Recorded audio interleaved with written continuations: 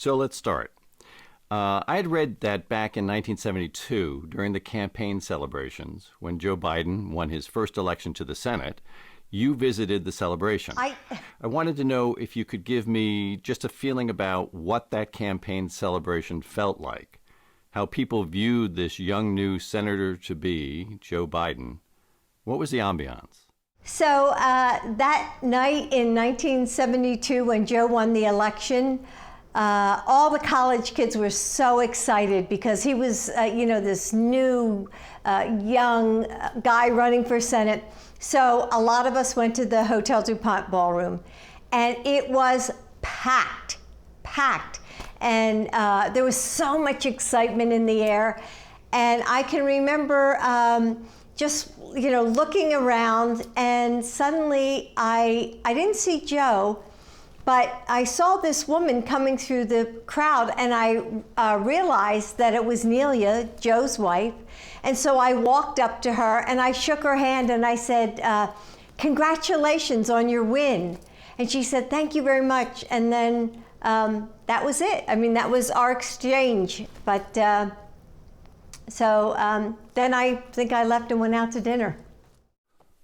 The irony, though, is amazing. There is a lot of irony. I agree with that.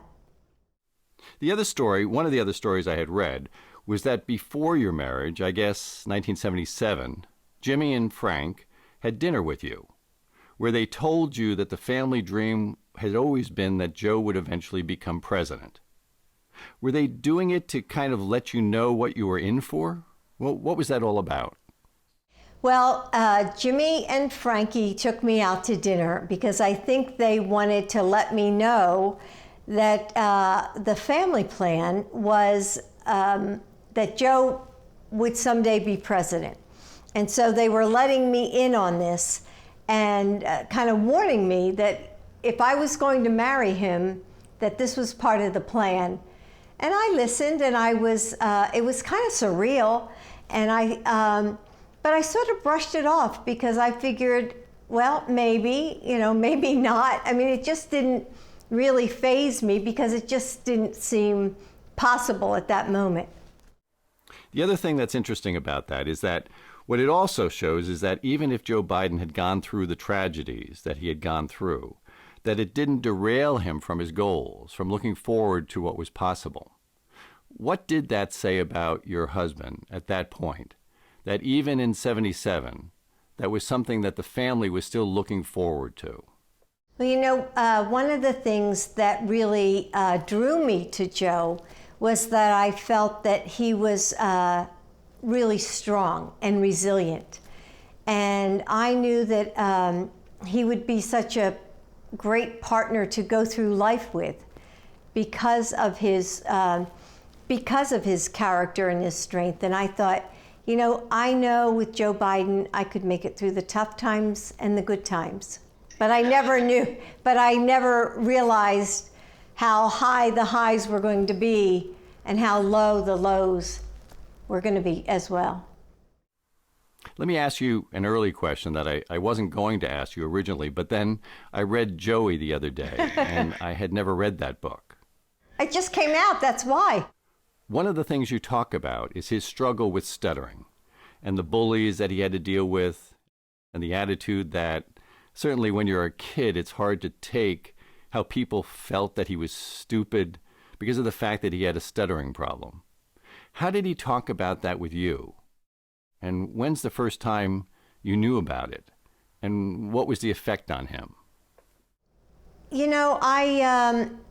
I don't remember when Joe first told me that he used to stutter. And of course, I wasn't there when he was a child. So, but it's part of the family story about how he struggled and how he overcame the stuttering. And of course, his uncle stuttered very badly, and I knew his uncle. And so I saw that it, maybe it was, I don't know, part of the family because his uncle stuttered so much. Did he talk about when he was a kid and the fact of how bullies would treat him and how he dealt with it? You know, Jim, I don't really remember us really talking about that. I don't remember him telling me, you know, I mean, subsequently he's told me, and but no, I don't. When I was dating him, I don't ever remember him mentioning a stutter, or when we were, you know, newly married. I don't remember that. The interesting point, I guess, that I'm getting at here is that when he was a kid, that he felt, if you go through things like that, we all go through something or other, he was underestimated. People didn't understand how smart he was, how talented he was, because of this problem that he had. Was that in fact the case? And if so, how difficult is it for a kid to sort of, well, how it drove him to overcome it? Well, you can see, because Joe was a stutterer, you can see his sense of perseverance. And he did tell me the things he used to try to do to overcome stuttering, you know, putting pebbles in his mouth and reciting poetry. But he keeps, you know, he doesn't give up. And he keeps going and going until he gets what he wants. And so I guess you could say that was true when he was a young boy and he stuttered. It was true when he asked me to marry him. He asked me 5 times. And so he just keeps going. He believes, he's very persuasive. And I think that's helped him in the Senate, because when he wants to get something done, when he sets his eyes on something, he gets it done. And that's true with the Violence Against Women Act. When Joe was in the Senate, he worked with both sides of the aisle. And he'll just keep at it and talking to you until he can find compromise. And that's one of his strengths. One other thing, and then we'll move more quickly through the history, but one of the things about the struggle with this story is that the story is that his mom, he writes about it, tells him that, you know, don't feel sorry for yourself. This is up to you, and you've got to beat it. His mother was a major influence in his life, and Jean Finnegan was a force to be reckoned with, and she had her kids' backs 100%. And I think one of the reasons Joe has the confidence he does is because of his mother. And she stood up to anybody who you know, went against her Joey. And that was all through life. That was all through life, that he always knew he could depend on her. Let's skip up to the 1987 campaign. Mm-hmm. So 1987, he decides to run for president. Why is he running? What's his motivation? What are his hopes? What are your thoughts about the idea back in 87 to run for president? Well, a lot of people, you know, Joe gives, I mean, he's such an eloquent speaker, and he was giving such great speeches, and he was getting noticed. And a lot of people were coming to him and saying, you have to run, you have to run. And so he thought, well, Jill, you know, he said, let's just test the waters. And so I said, all right. So we went out to Iowa, and we were going to New Hampshire, and we got further and further into it, and more people were joining our campaign, and more people were sending money, fundraisers. And finally, I mean, it sort of just snowballed, and we were into it really before we even knew it. So people were attracted to Joe and attracted to the campaign, and a lot of people wanted to get on board. Of course, the plagiarism claims that happened, so it causes big problems for the campaign. But how is it viewed? The thing I'm trying to get at here is the story he writes about, where you had a conversation with him while this was going on. Yes. So how did you view it? How did he view it? And what were the results and the direction that was taken? So pulling out of the 1987 presidential race was really devastating to Joe and to me and to our family. one thing that the people of Delaware always felt was that Joe had just a strong character and a lot of integrity. And so when he was accused of plagiarism, we felt that, his character was being attacked. And it sort of took us back, that the one thing that Joe prided himself on was his honesty and his integrity. And now it was being attacked.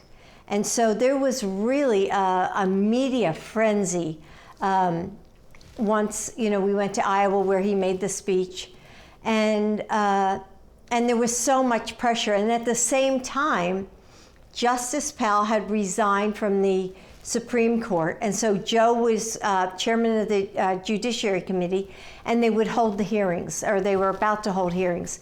So that summer, I can remember he was, traveling to Iowa, and then he was, studying for the hearings, and then this all happened and all blew up, and he really had a choice. He either had to do his duty on the Judiciary Committee, or he was going to, or run for president, and it was just impossible, it seemed at that time, to do both. And so he pulled out and said, this is my job, and this is what the people of America and the state of Delaware expect me to do.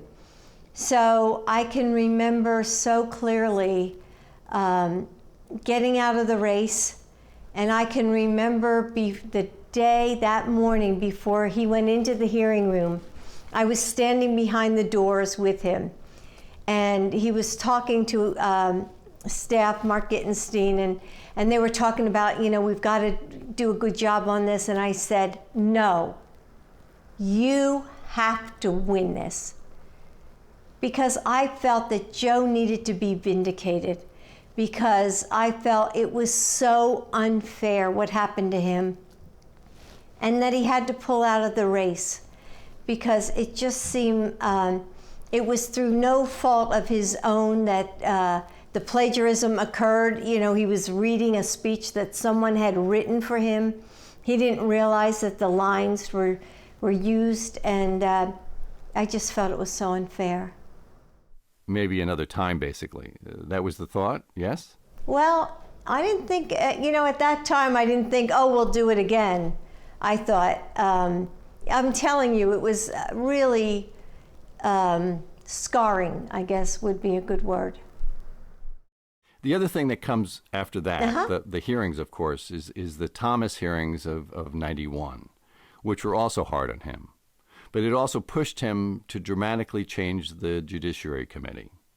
He pushed forward an agenda which would change things dramatically in the Congress as more women were coming in.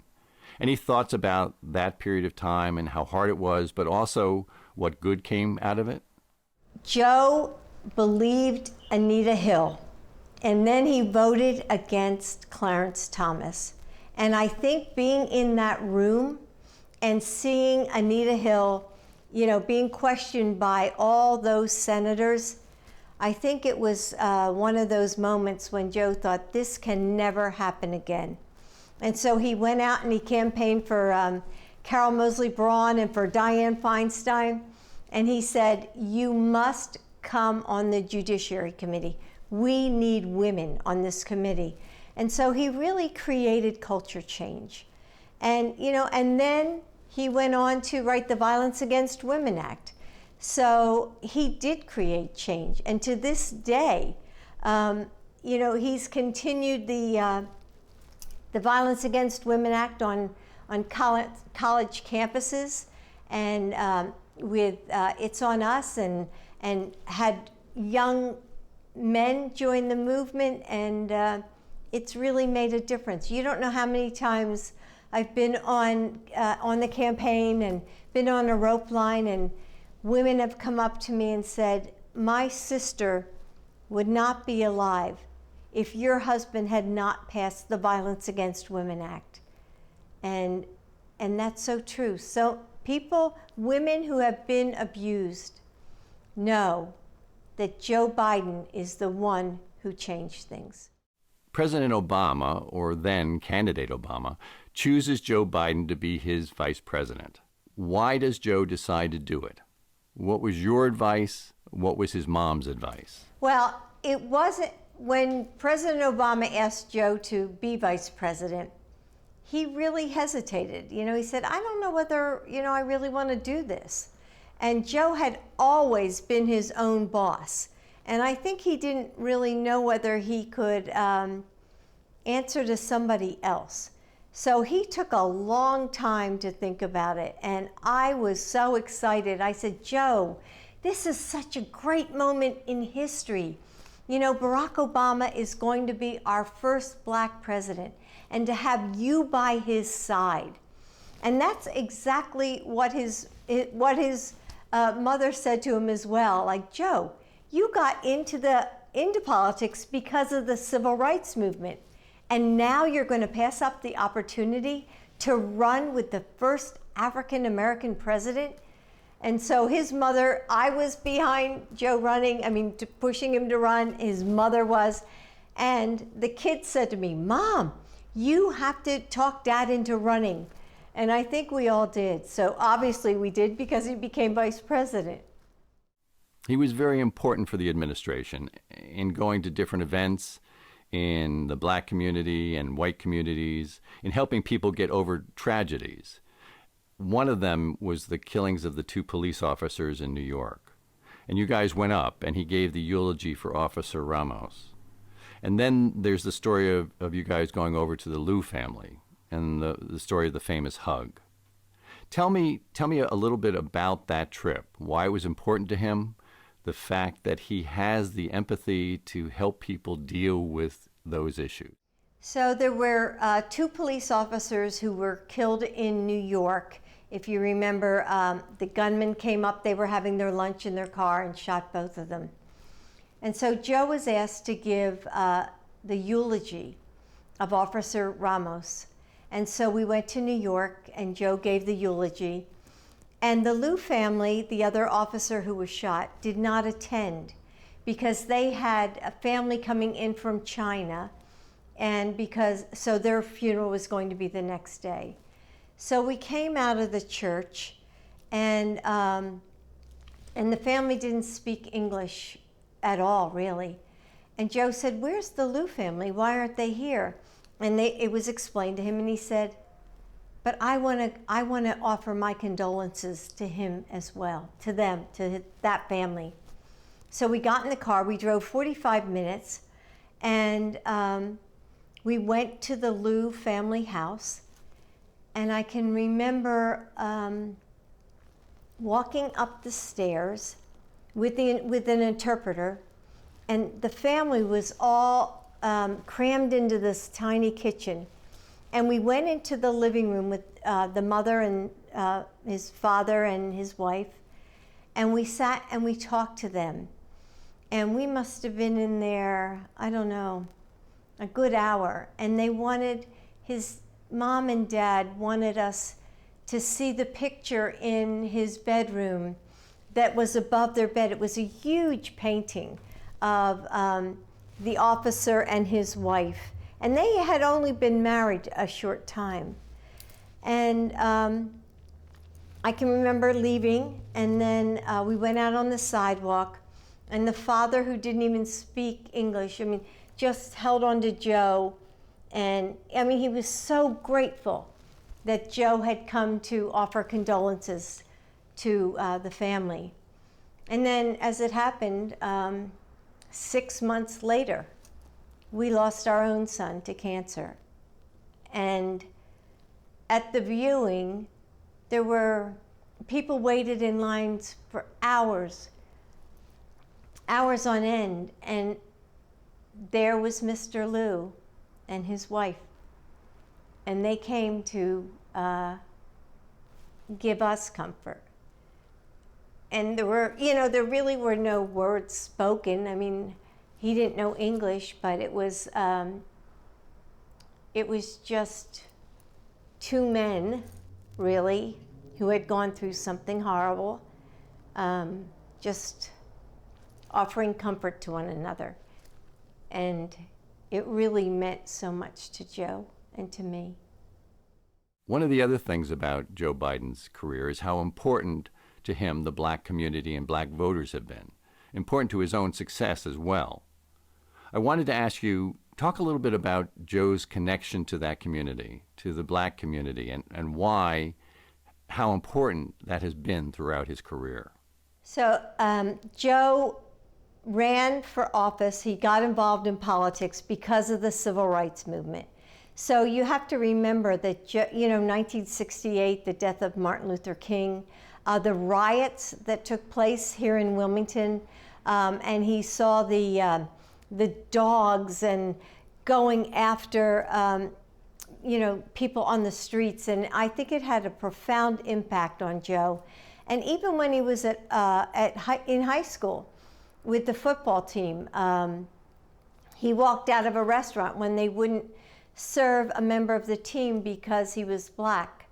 And so a lot of these things in Joe's childhood stuck with him. And so once he got elected, it was, I think it was the black community here in Delaware that really lifted him up and helped him to win the Senate seat. And then Joe traveled all around the country and campaigned for candidates and got involved, and I think it just sort of snowballed, I guess, that he had a lot of respect.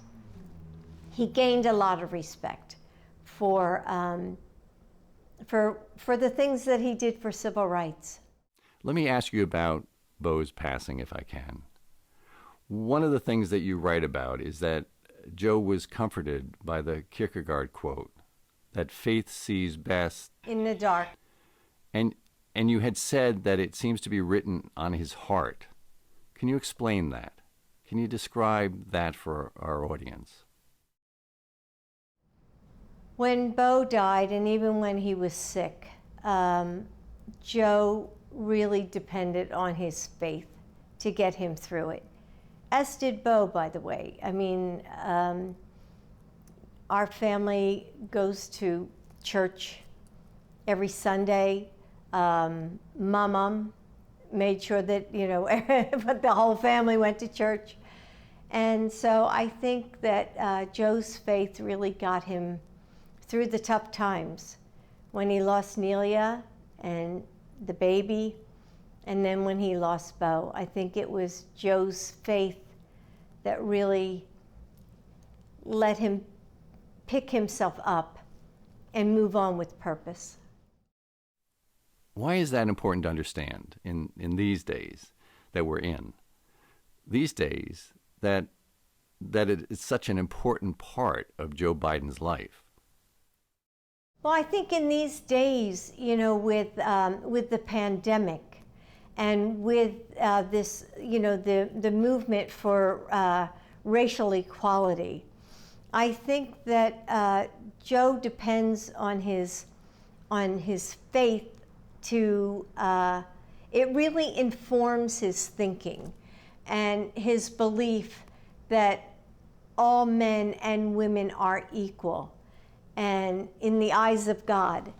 And I think that's what he fights so hard for. And in this pandemic, as we all try to make our way through, I think that Joe understands certainly what it's like because his father lost his job and he had to move to Wilmington, Delaware, and leave the family back in Scranton. And then Joe's dad couldn't pay for the college that Joe wanted to go to. And certainly because of the tragedy and the loss in Joe's life, he understands. Look at how many Americans have lost someone that they've loved. And so Joe understands that. And I think as president, people of this country will get a president who understands their problems, feels empathy, and also will work hard to make things better, to move us into the light into a brighter future. 2019. He sees this as his moment, finally. Why now? And why is it he, and you've already discussed this somewhat, but why is it he is the right choice for America in 2020? With what's going on, what does he bring to bear? His background, his empathy, why is he running in 2020? When we left office, we started our own foundation, and we worked on things like military families and education and cancer. And we had continued that work, but I have to tell you, people started coming up to me wherever I was, in the supermarket or on the street or in the drugstore, and saying, Joe has to run, Joe has to run. And, it sort of got louder and louder, and Joe had not intended on running, but then when he saw Charlottesville, when he saw people coming out of those fields with torches in hand, he just knew he could not sit by, sit on the sidelines, that he had to run, that he had to make a difference. When our president said, there are good people on both sides. And after all, Joe had fought for with civil rights and equality. Joe was all about bringing people together, and that's why he will make such an incredible president, because he will unite this country. He will heal this country. He will bring vision, and he will bring empathy. And that's why Joe Biden is perfectly suited for this moment to be our president. One last question, if I can. The Sure. Medal of Freedom. It seemed to a lot of people that this was this seemed like the end of a political career, really. But indeed, that was not to be. No. What stories do you have about that? How special was it? So President Obama called me, and he said, Jill, I want to give Joe the Medal of Freedom, but no one can know. Only you and I can know about it. And he said, I'm going to depend on you to get the family, think of an excuse for all the family to come to the White House. So it was his brothers and his sisters and our children and grandchildren. And so I can remember waking up that morning, and I wanted so badly to say, Joe, this is going to be one of the best days of your life. But of course, it was, a secret. So I got up, I went to school, I taught, I went straight to the White House, and Joe met me there, and he thought we were going to a ceremony on for some other reason. And I can remember sitting next to Joe, and President Obama said, Joe, I want to award you the Medal of Freedom.